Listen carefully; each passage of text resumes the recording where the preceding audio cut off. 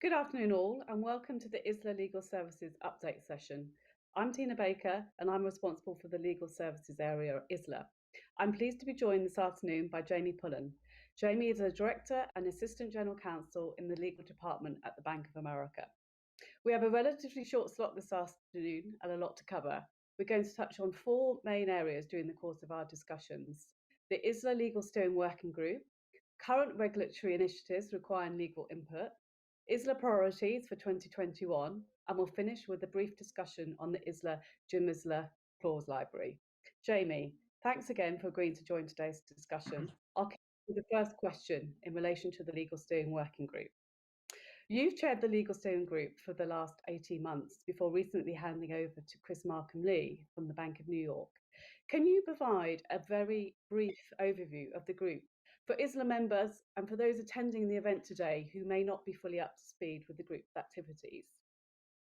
Yeah, for having me, Tina. The group's made up of approximately 20 representatives from various member firms, from broker-dealers, agent lenders, and asset managers. We meet once a month and we talk about all sorts of initiatives, whether they're regulatory, market-focused, or tech-related. And then to the extent that the working group establishes a particular area that requires, in their opinion, a slightly more focused analysis, then we set up separate subgroups. So in the past, we've set up a subgroup for the pledged GMSLA. Last year, we did the same for CSDR. And currently, we have two other working groups operating, which are the documentation working group and the opinions working group.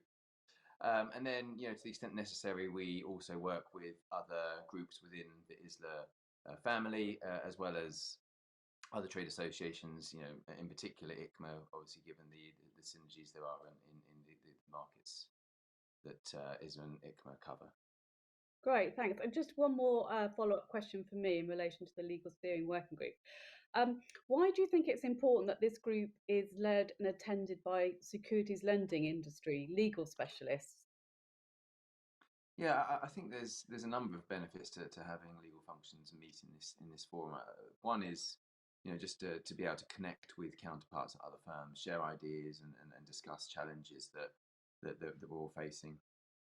Another is to ensure that ISLA, being the association that's there to represent the market, is allocating time and resources to initiatives and things that members care about and need. And then finally, I think having that kind of forum is an effective channel for ensuring that legal messaging, to the extent necessary, is disseminated in a succinct and uniform manner. So that's whether that's developing standard form wording or contracts for particular things, or whether that's advocacy efforts facing regulators.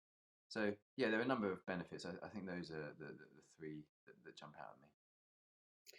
Right. So you've just explained how the group works, and you've just talked about some of the regulatory impacts, and that, you look at the developments that impact the JMISLA. Could you maybe provide a bit of further colour or information on the current regulatory issues that the group is focused on? Yeah, of course. I think the biggest one of last year and probably of this year going forward is CSDR. Current go live date is February next year.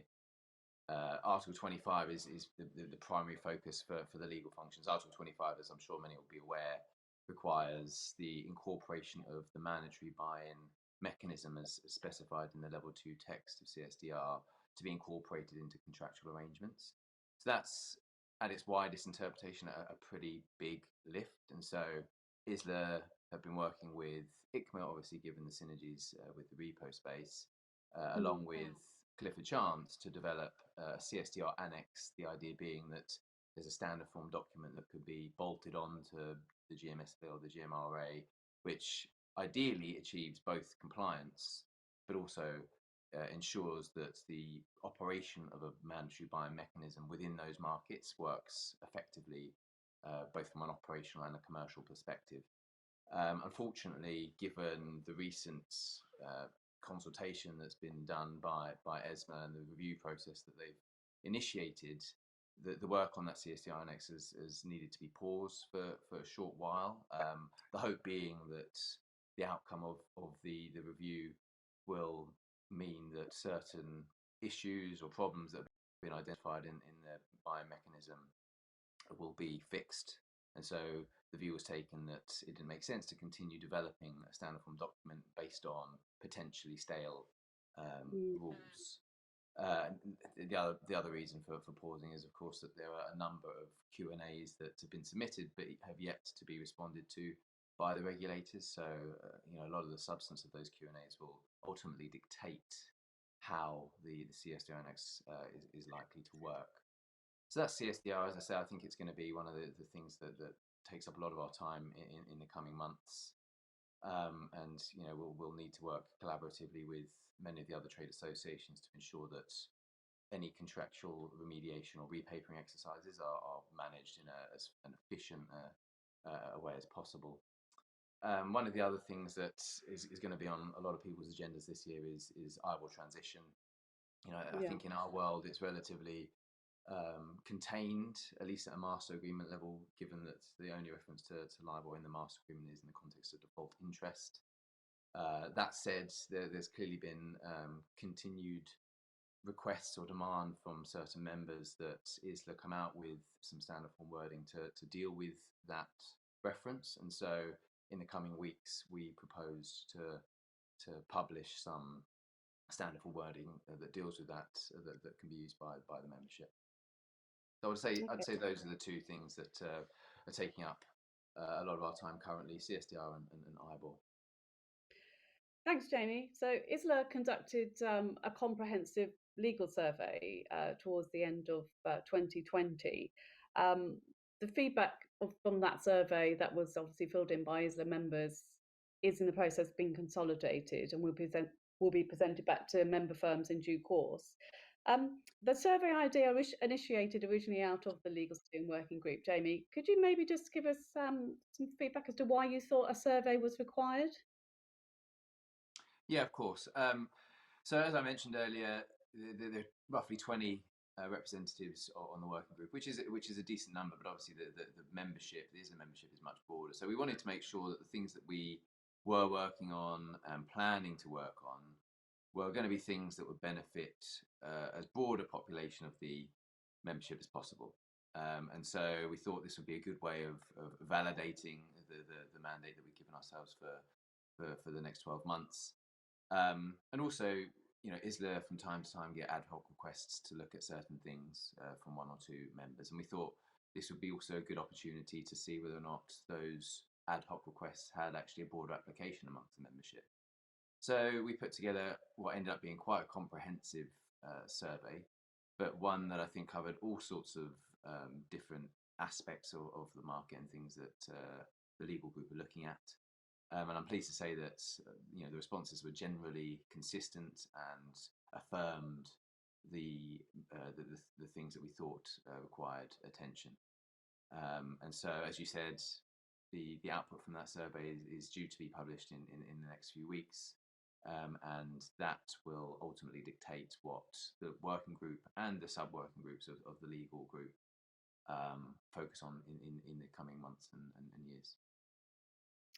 Great, thanks, Jamie. So obviously we've analysed the survey results. Um, can you give some indication of how they have helped to shape the workflow for 2021?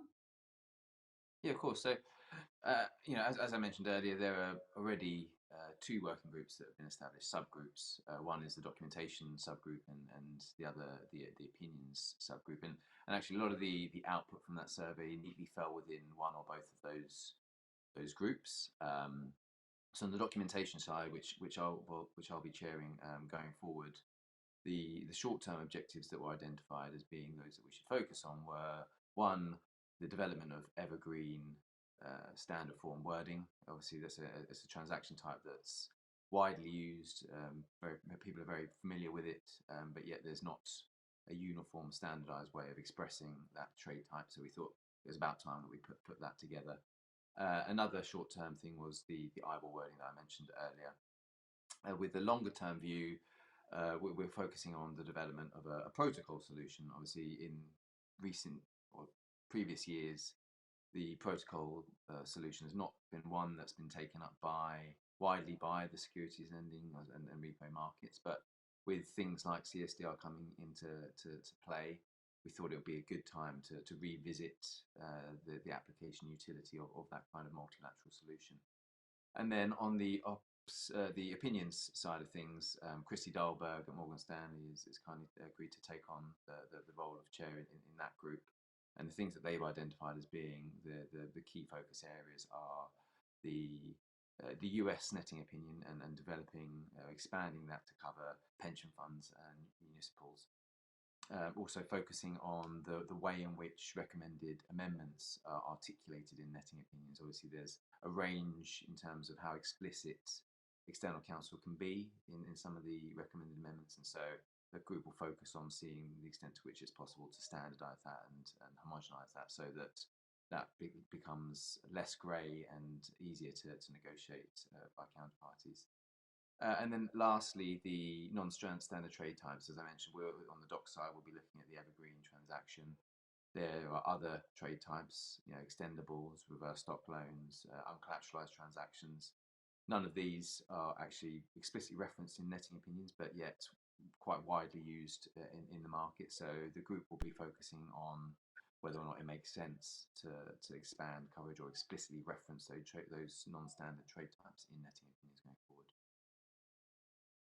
Great, thanks, Jamie. So certainly sounds like there's a lot of work for these groups to do over the next Yes. year. Um, so before we run out of time, I thought we should probably spend a few minutes just talking about the ISLA digital agenda. I know that you're a member of both the Digital Steering Working Group and the GMISLA Clause Library and Taxonomy Working Group.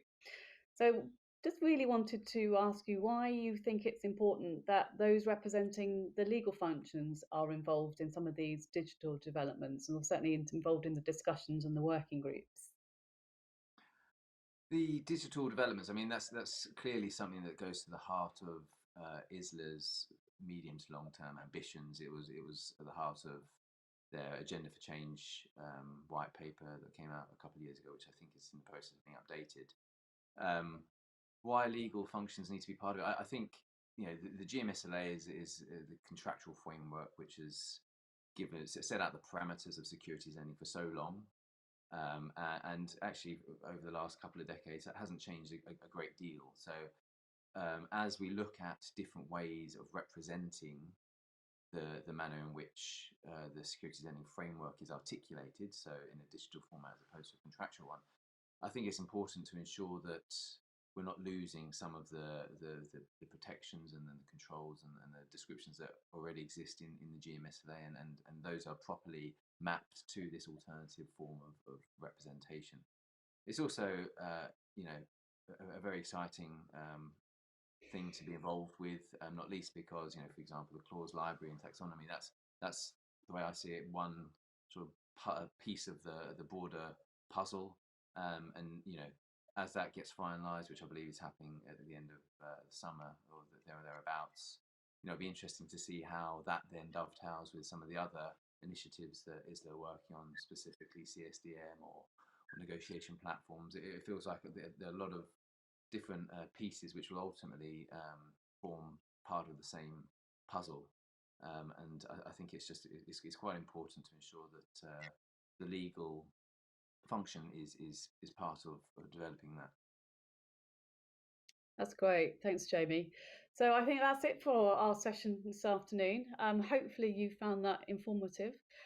If you'd like to hear any more about any of the points that we've discussed today, or if you're interested in becoming involved in any of those working groups that we've mentioned along the way, please don't hesitate to get in touch. So just left for me to thank Jamie. Thanks for your time today, and yeah, enjoy the rest of the conference. Many thanks.